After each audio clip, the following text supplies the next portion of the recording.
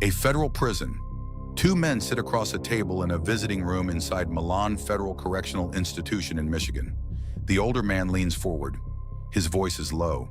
His eyes never leave his son's face. And what he says in the next 4 hours will seal his fate forever. He talks about the bodies. He names the locations. He describes in calm and careful detail exactly how men were taken from the streets of Chicago and never returned. He does not know that every word is being recorded. The man doing the recording is his own son. This is Operation Family Secrets, the case that cracked the wall of silence around the Chicago outfit, the case that closed 18 unsolved homicides in a single federal courtroom, and the case that began not with a surveillance van or a wiretap order, but with a handwritten letter from a man who decided, after years of living inside his father's world, that he had seen enough. By the time it was over, a federal grand jury had indicted 14 members and associates of the Chicago outfit. The street boss would go to prison for life. The enforcer, who had evaded law enforcement for 3 decades, would spend his final years in a federal cell. And a son would stand in a federal courtroom and testify against the man who raised him, point by point, case by case, through the worst chapters of Chicago's criminal history. To understand how it happened, you need to understand what the Chicago outfit was, what it had survived, and why in 1998 it still seemed untouchable. The outfit was not the Mafia of New York or the Syndicate of Philadelphia. It operated differently. It was older, quieter, and in many ways more disciplined. Rooted in the Prohibition-era networks of Al Capone and later Johnny Torrio, the outfit had by the 1970s consolidated control over a range of criminal enterprises across Cook County and the surrounding collar counties. Street tax collections, illegal gambling, juice loans, labor racketeering in the Teamsters and the Restaurant Workers Union, and a shadow presence in Las Vegas casino skimming operations that had been documented but never fully prosecuted. The FBI's Chicago field office at 2111 West Roosevelt Road had been running organized crime investigations against the outfit for decades. They had scored significant wins. The strawman prosecutions of the early 1980s had exposed the Las Vegas skimming operation. The conviction of Anthony Accardo Associates had trimmed the leadership tier. But the core of the organization, the street bosses, the crew captains, the men who actually ordered and carried out violence, had remained largely insulated. Part of that insulation was structural. The outfit operated on strict compartmentalization. Orders were passed orally. Face-to-face meetings were preferred over telephone calls. Physical omerta, the code of silence, was enforced not by tradition alone, but by the very practical understanding that the men who talked did not live long enough to testify. The other part of that insulation was the absence of a cooperating insider at the crew level. That absence ended on a single day in 1998, when Frank Calabrese Jr. picked up a pen. Frank Calabrese Jr. had grown up inside the outfit. His father, Frank Calabrese Sr., was a loan shark and enforcer who ran the Grand Avenue crew, a compact, brutal organization responsible for collections enforcement across Chicago's near west side and into the northwest suburbs. Frank Sr. was not a man who dealt in ambiguity. He was methodical. He was loyal to his superiors and merciless to his debtors. He had built his crew through sustained violence and had, over 3 decades, participated in or directed a series of homicides that had never been formally attributed to him. Frank Jr. had worked in the crew. He knew the operations. He knew the hierarchy. He had watched his father's methods up close for years. And in 1998, with both men serving federal sentences at Milan Federal Correctional Institution, Frank Sr. on a racketeering conviction, Frank Jr. on related charges, something broke inside him. The trigger, according to court records, was a pattern of control that Frank Sr. maintained even behind bars. He managed his crew's street operations through carefully worded communications with his brother Nicholas Calabrese, who remained on the outside. He extracted money from family members. He tracked information about who was cooperating with law enforcement, and he passed along messages that amounted to instructions and, in some cases, implied threats.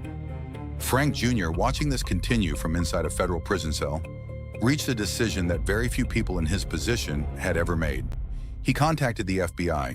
His initial outreach in late 1998 was handled through FBI Special Agent Michael Maseth, the lead agent on the Chicago field office organized crime squad assigned to the Calabrese investigation. Maseth had spent years piecing together financial and surveillance data on the Grand Avenue crew. But what Frank Jr. was offering was qualitatively different from anything the FBI had obtained before. An insider willing to record conversations with his own father from inside a federal prison while sharing the same visiting room. Going through the case file documentation, one detail kept standing out. The recordings did not begin immediately. The FBI spent months evaluating the approach, assessing Frank Jr.'s credibility, and designing a protocol that would produce legally admissible evidence while protecting the integrity of the operation. They could not afford a procedural error. Any defect in their recording authorization or chain of custody would compromise everything that followed. The authorization came through the Department of Justice in 1999. Frank Jr. began wearing a recording device to visits with his father. The device was concealed in his clothing. The visits appeared routine to prison staff and to Frank Sr. himself. What Frank Sr. did not understand and could not have anticipated was that his son had already made his decision. The conversations that followed, spanning multiple visits across 1999 and into the early 2000s, would fill hours of recordings that Maseth and his team at the Chicago field office would spend years analyzing, cross-referencing with cold case files, and building into the foundation of the most significant organized crime prosecution the Midwest had seen in a generation. Frank Sr. talked. He talked about the street tax operation. He talked about the juice loan network and the enforcement procedures used against borrowers who fell behind. He talked, in sometimes careful and sometimes casual terms, about the men who had disappeared from Chicago streets over the preceding 3 decades. What had happened to them, why it had happened, and who had been involved. He named names. He described methods. He confirmed details that had sat in cold case files at the Cook County State's Attorney's Office for years without resolution. The FBI's organized crime squad began building what would become a dual-track prosecution. Track 1, the ongoing RICO conspiracy, the loan sharking, the street tax, the labor racketeering. Track 2, the unsolved homicides. 18 of them, stretching from the early 1970s through the mid-1980s. Among the cases now surfacing in the recordings were 2 names that immediately caught the attention of every senior agent who reviewed the transcripts: Anthony Spilatro and Michael Spilatro. The Spilatro brothers had been subjects of intense FBI investigation throughout the 1970s and early 1980s. Anthony Spilatro, known variously as Tony the Ant, had served as the outfit's enforcer and representative in Las Vegas during the era of hidden casino ownership and systematic skimming. He was feared, effective, and eventually became a liability. His increasingly reckless conduct, his public profile, and his affair with the wife of a fellow outfit figure had made him a problem that the organization's leadership felt needed to be resolved. On June 14, 1986, Anthony Spilatro and his brother Michael were summoned to a meeting in the basement of a home in Bensonville, Illinois. They believed they were attending a leadership discussion. They were instead walked into a room where multiple men were waiting. Both brothers were beaten to death. Their bodies were buried in a cornfield in Enos, Indiana, approximately 35 miles southeast of Chicago. They were not found until June 22, 1986, when a farmer discovered the shallow graves. The investigation into the Spilatro homicides had produced no charges. The men responsible had never been publicly identified. The case had remained open for more than a decade. The recordings Frank Jr. was producing in the Milan visiting room were, for the first time, pointing directly toward who those men were. What's most surprising about this case isn't the scale of the recordings, it's the specificity. Frank Sr. did not speak in vague generalities. He spoke about the Spilatro incident in terms that placed specific individuals in that basement room. He spoke about the logistics, the timing, and what had been said beforehand. Maseth and his team now had a witness who had been told these things directly by a participant, his own father. The investigation expanded. The Chicago field office began pulling archived files on all 18 open homicides now connected to the Calabrese crew and its associates. They cross-referenced dates, locations, victim profiles, and what physical evidence had survived. They began identifying other individuals who might be brought into the case, either as defendants or as potential witnesses. One name that had been on the FBI's radar for years now moved to the center of the investigation. Nicholas Calabrese, Frank Sr.'s brother, the one who had remained on the outside, managing the crew's operations during Frank Sr.'s incarceration. Nicholas Calabrese was not simply an administrator. He was, according to the recorded conversations in the FBI's growing body of evidence, a direct participant in multiple homicides.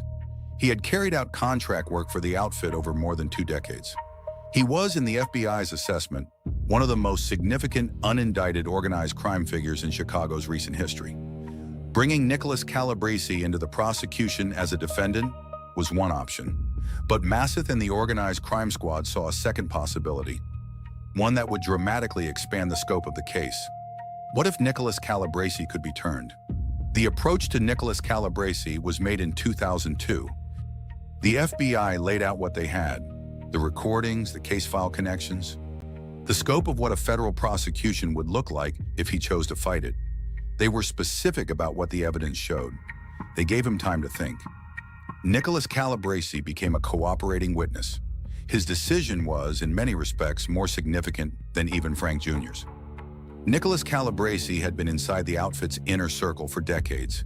He had personal knowledge, direct, first-hand, participatory knowledge of homicides, conspiracies, and organizational decisions that reached far beyond the Calabrese crew. He could connect the murders not just to his brother's crew, but to the decisions of the men at the top of the Chicago outfit's hierarchy.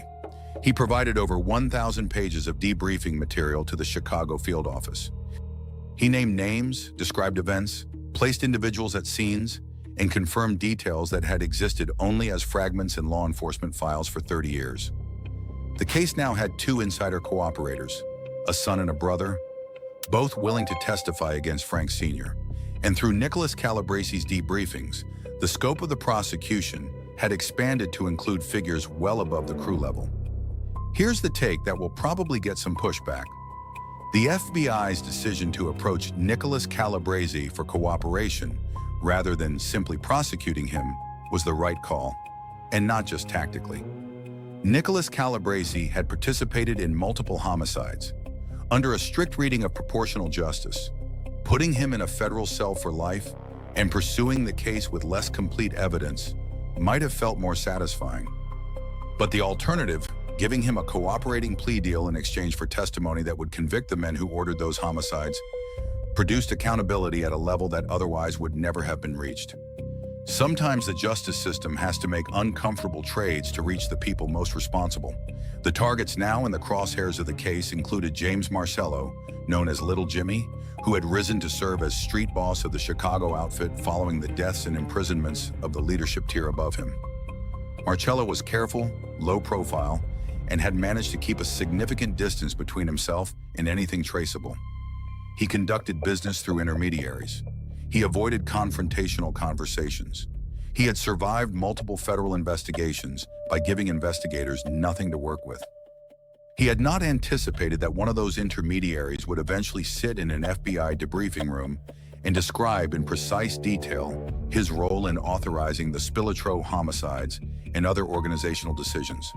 The second major target was Joseph Lombardo, known as Joey the Clown, a nickname derived from his theatrical public behavior that concealed a sharp and calculating mind. Lombardo had been a significant outfit figure since the 1960s, deeply connected to the labor racketeering operations and to the Las Vegas skimming network documented in the earlier Strawman prosecutions. He had served federal time before. He was experienced at navigating the legal system.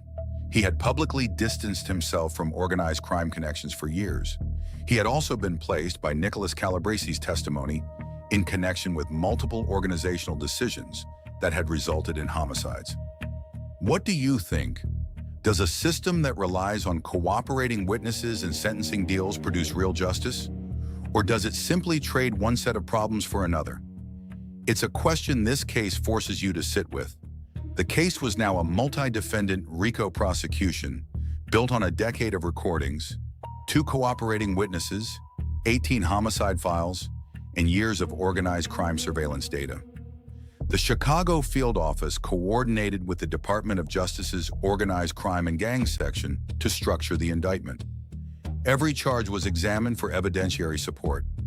Every cooperating witness statement was cross-referenced against physical evidence, historical records, and corroborating accounts. On April 25, 2005, a federal grand jury in the Northern District of Illinois returned a sealed indictment against 14 defendants in United States versus Calabrese et al. The indictment charged RICO conspiracy, substantive RICO violations, and murder in aid of racketeering counts covering 10 of the 18 homicides the investigation had connected to the outfit. The same day, teams from the FBI's Chicago field office and the United States Marshals Service executed simultaneous arrests across the Chicago metropolitan area. James Marcello was taken into custody without incident. Frank Calabrese Sr., already incarcerated, received formal notice of the additional charges. Joseph Lombardo was not immediately located. Lombardo had received advance warning, through channels the FBI was still working to identify, that the arrests were coming. He had gone into hiding before the teams arrived at his last known address. For several months, he remained missing, becoming the subject of a federal fugitive investigation, while the case against the other defendants moved toward trial. 11 of the 14 defendants were in custody within hours of the unsealing. Lombardo was gone. The FBI had the strongest organized crime case in Chicago's history, and now they faced a question they hadn't fully answered yet. Would any of it survive a federal courtroom? The pretrial period stretched across 2005 and 2006. Defense attorneys challenged the cooperating witness agreements. They attacked the prison recording procedures. They argued that Nicholas Calabrese's debriefing statements were the product of a man constructing a narrative to minimize his own sentence, rather than accurately recounting events. They filed motion after motion targeting the admissibility of the recorded conversations between Frank Jr. and Frank Sr., arguing that the circumstances of the recordings, conducted in a federal prison visiting room, raised Fourth Amendment concerns that the government had not adequately addressed. Every motion was briefed and argued. The district court presiding over the case in the Dirksen Federal Building at 219 South Dearborn Street in Chicago ruled on each challenge. The recordings were admitted. The cooperating witness agreements survived scrutiny. The indictment held. Joseph Lombardo was apprehended on January 13, 2006, in the Chicago suburb of Elmwood Park. Approximately 8 months after the initial arrests, he was found hiding in the residence of a longtime associate. He had remained in the Chicago area throughout his time as a fugitive, relying on a network of contacts who had shielded him from law enforcement. Federal agents moved in early that morning. Lombardo was taken without incident. The full complement of defendants was now in custody. The trial was scheduled for 2007. The obstacle that loomed over the prosecution as trial approached was not legal, it was human. Frank Jr. would have to take the stand and testify against his own father in open court. With Frank Sr. seated at the defense table 20 feet away, looking at him, the dynamic between the two men had never been simple. Frank Jr. had grown up in the world his father built. He had worked inside it. He had been shaped by it. The decision to cooperate had not come easily, and the years between his initial contact with the FBI and the trial date had been years of living with that decision and its consequences, including the severing of nearly every family relationship he had known. FBI prosecutors prepared Frank Jr. extensively for his testimony. They reviewed the recordings with him. They walked through every case file. They anticipated the cross-examination strategies the defense would use to challenge his credibility and his motivations. They prepared him for the moment when he would have to sit in a federal witness box and in front of a jury and his father describe what he knew. The trial of United States versus Calabrese et al. Began in June 2007 in Judge James Zagel's courtroom in the Dirksen Federal Building. It was one of the most significant organized crime trials in the history of the Northern District of Illinois. The jury pool was carefully selected. Security measures throughout the building were heightened. The case had drawn sustained press attention from the Chicago Tribune, the Chicago Sun-Times, and national outlets who recognized what was at stake. 18 open murder files, 2 cooperating witnesses, a son about to testify against his father.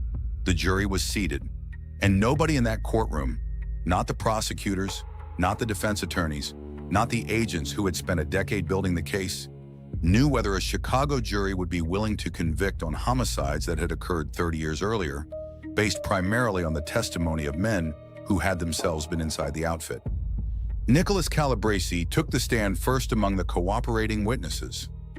His testimony was methodical, specific, and devastating. He described homicide after homicide in precise terms: the planning, the execution, the disposal. He named his brother Frank Sr. as a direct participant in multiple cases. He described the organizational structure that had authorized the Spilotro operation, naming James Marcello as a key figure in the decision. He explained how orders moved through the outfit's hierarchy from the top down, and how the violence was carried out by crew-level operatives who understood that their job was to complete the assignment without generating unnecessary exposure. Cross-examination by defense attorneys was aggressive.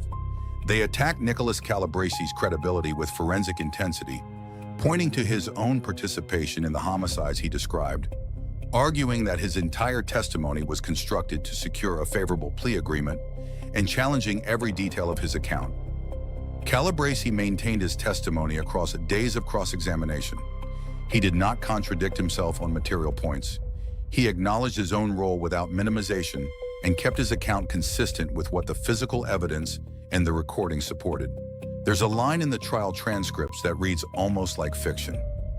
At one point during cross-examination, a defense attorney pressed Nicholas Calabrese on why, if he had genuinely felt compelled to come forward, he had waited so long. His answer: he had not decided to come forward until the moment it became clear that the evidence was going to come out regardless, and that remaining silent would only mean losing everything while protecting men who had already stopped protecting him. It was not a noble answer, but it had the ring of truth, and the jury heard it. Frank Jr. then took the stand. His testimony was the emotional center of the trial.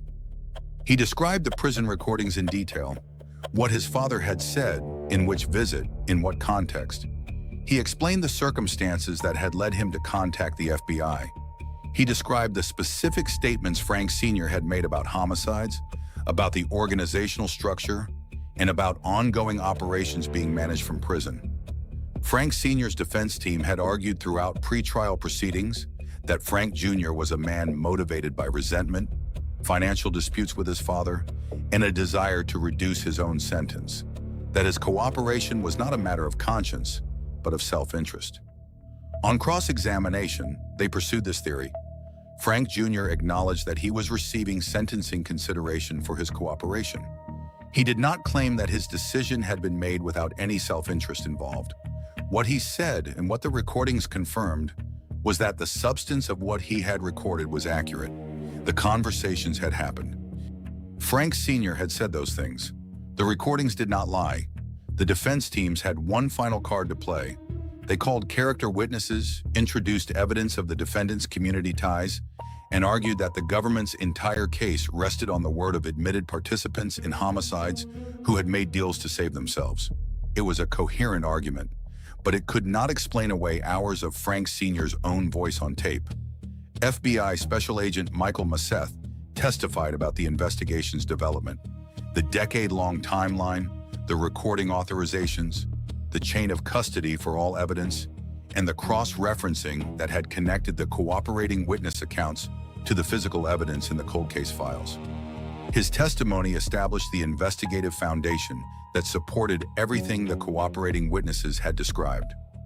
Additional testimony came from law enforcement witnesses who had worked the original cold cases. Medical examiners who had processed the Spilotro brothers' remains testified about the nature of the injuries, which were consistent with what Nicholas Calabrese had described regarding the confrontation in the Bensonville basement. Forensic evidence from the original investigations, preserved across 2 decades in evidence storage, was introduced to corroborate specific details. The government also introduced the organizational evidence, the financial records, the surveillance logs from years of outfit monitoring, the labor racketeering documentation, and the structured picture of the RICO enterprise that connected every defendant to the overarching conspiracy. This was not just a homicide case. It was a systematic prosecution of an entire criminal organization, constructed from the inside out. Closing arguments ran across 2 days. Assistant United States Attorney Marcus Funk, leading the government's trial team, framed the case around accountability delayed, but finally arrived. 18 families who had lived for decades without knowing what had happened to their loved ones and without seeing anyone held responsible. He asked the jury to do what the justice system existed to do: hold people accountable for what the evidence showed they had done. The defense attorneys, in their closing arguments, returned to the theme of cooperation deals and witness credibility. They asked the jury to consider what kind of justice was built on the testimony of men who had themselves participated in the very crimes being prosecuted. It was a genuine question. The jury would have to weigh it. Looking back at what this case tells us about that era of organized crime enforcement, the FBI had spent more than 30 years running surveillance on the Chicago outfit, and the decisive breakthrough came not from technology, not from a legal innovation, not from a wiretap order or a financial audit, but from a man who decided that the world he had been raised in had asked too much of him. That is both a credit to the individual and an indictment of how dependent law enforcement had become on insiders to penetrate organizations that had successfully adapted to decades of external pressure. The jury in United States versus Calabresi et al. Began deliberating in September 2007. They deliberated for several weeks, working through a verdict form that covered each defendant on each count separately. The complexity of the case, multiple defendants, multiple homicide counts, a RICO conspiracy, and the need to assess the credibility of cooperating witnesses across every element required sustained attention. On September 10, 2007, the jury returned its verdicts. Frank Calabresi Sr. was found guilty on all counts against him, including murder in aid of racketeering for his role in 5 homicides. He was sentenced to life in federal prison without the possibility of release. James Marcello was found guilty of RICO conspiracy and of murder in the aid of racketeering for his role in authorizing the Spilotro homicides. He received a life sentence. Joseph Lombardo was found guilty on RICO conspiracy charges and on murder in aid of racketeering counts. He too received a life sentence. In total, the jury returned guilty verdicts, connecting the defendants to 10 of the 18 homicides charged. The remaining 8 homicides, cases where the evidentiary connection was present, but the jury found the standard of proof not fully met, were not returned as guilty on the murder counts, though the underlying RICO conviction covered the enterprise's conduct comprehensively. The verdicts closed, in legal terms, homicide investigations that had sat unresolved for periods ranging from 20 to 35 years. Cook County officials acknowledged that multiple cases in their open file system would now be administratively closed based on the federal convictions. Put yourself in the position of the families of the victims for a moment.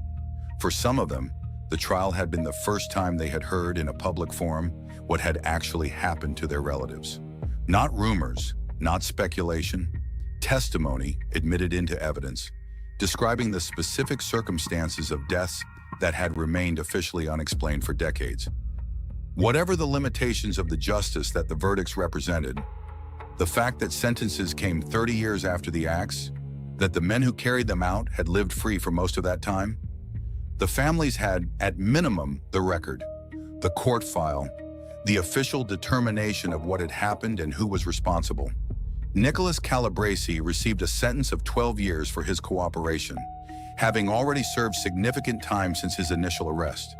He was released in 2012 and entered the Federal Witness Protection Program. His testimony remains among the most comprehensive insider accounts of Chicago outfit operations ever entered into a federal court record. Frank Jr. received a reduced sentence in recognition of his cooperation and was released in 2012 as well. He later wrote a memoir describing his decision to cooperate, his relationship with his father, and what the years of the investigation had cost him personally. Frank Sr. died in federal custody at the Federal Medical Center in Butner, North Carolina, on March 25, 2012. He never publicly acknowledged the accuracy of the recorded conversations. James Marcello died in federal custody at the Federal Medical Center in Butner on June 29, 2016. Joseph Lombardo remained incarcerated. His appeals were exhausted without success. The convictions stood. The case was closed. The convictions were affirmed. But one question that no verdict can fully answer stayed with anyone who looked closely at those 18 cold case files. How many of those years of silence, those decades of open files, could have been shortened if someone inside had been willing to talk sooner? The legacy of Operation Family Secrets extended beyond the convictions themselves. The case established significant precedent in the Northern District of Illinois for the use of prison-based consensual recordings as primary evidence in organized crime prosecutions. It demonstrated that RICO statutes, properly applied with cooperating insider witnesses, could reach historical homicides that no traditional investigation had been able to close. It gave the FBI's Chicago field office a documented model for long-term organized crime penetration operations built on inside cooperation rather than external surveillance alone. The FBI continued organized crime work in Chicago in the years following the trial. The outfit, diminished by the convictions and by the loss of its leadership tier, contracted significantly in scope and influence. The labor racketeering operations that had been a core revenue source were disrupted. The street tax collection network lost organizational coherence without the structure that Marcello and the others had maintained. No successor leadership of comparable capability emerged in the decade following the trial. There's a piece of this case that doesn't sit right even now. Lombardo had been warned. He had gone to ground. He had stayed within the Chicago metropolitan area for 8 months, hidden by people who knew exactly what they were doing and chose to do it anyway. Not one of those individuals was prosecuted for harboring a federal fugitive in connection with the most significant organized crime case the city had seen in a generation. The full network of people who made those 8 months possible has never been publicly accounted for. One detail from the sentencing phase stuck when going through the court records. During his sentencing hearing, Frank Sr. addressed the court. He did not acknowledge guilt. He spoke of his family and of his own understanding of justice. He sat in that courtroom with his son having testified against him in detail across days of trial, and he maintained to the end the posture of a man who had decided that what he said in a visiting room at Milan Federal Correctional Institution had never happened. The tape said otherwise. Comment yes or no below. Do you think the Chicago outfit could have survived into the 2010s if the cooperation deals had never been made? Operation Family Secrets was a case about the limits of silence. The Chicago outfit had survived decades of law enforcement pressure by maintaining absolute internal discipline, by ensuring that the men inside the organization understood that talking was not an option. What the case demonstrated was that this discipline, however long maintained, was not permanent. It rested on human beings, and human beings under sufficient pressure, in sufficient pain, with sufficient reason, could make different choices than the organization had built its survival around. Frank Calabrese Sr. had enforced that silence through violence for 30 years. He had trusted that the code would hold. He had not considered that the person most likely to break it would be the one person he might reasonably have expected to feel bound by something stronger than organizational loyalty, his own son. FBI Special Agent Michael Maseth spent nearly a decade on this case. He is not a household name. The prosecutors who built and tried the case, Marcus Funk and the team from the Organized Crime and Gang section, are not television personalities. The work was archival, methodical. Years of reviewing recordings, cross-referencing cold case files, preparing cooperating witnesses, and building a prosecution that would not collapse under the weight of its own complexity. The result was 17 life sentences across the convicted defendants, 18 cold case files formally resolved, and the end of the last generation of Chicago outfit leadership that had operated with anything approaching the organizational coherence of the mid-20th century. The wall of silence held for 30 years. It took one letter from one man to bring it down. If this kind of deep dive into documented FBI case files is what you're looking for, subscribe to FBI Redacted. Every episode covers one real, fully documented federal investigation. The kind that doesn't make the news cycle, but belongs in the permanent record. Hit the notification bell and you will not miss the next one.